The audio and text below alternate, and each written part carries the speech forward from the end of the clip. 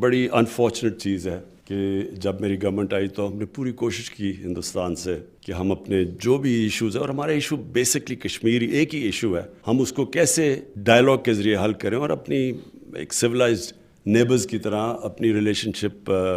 قائم کریں۔ انفارچونیٹلی 5 اگست آ گیا اور اس سے بہت بڑا ایک دھچکا پڑا اور ہمارا ٹوٹل بریک ڈاؤن ہو گیا دونوں ملکوں کے بیچ میں۔ ابھی بھی امید ہم یہ رکھتے ہیں کہ اگر وہ کشمیریوں کو جو ان کا رائٹ ہے، جو یونائٹڈ نیشنز کی سیکیورٹی کونسل نے ان کو رائٹ دیا ہے کہ اپنی زندگی کا فیصلہ خود کریں، اگر وہ رائٹ دیتے ہیں تو یہ ہندوستان کے لیے بھی اتنا فائدہ مند ہے جتنا ہم پاکستان کے لیے، کہ اگر پیس کی طرف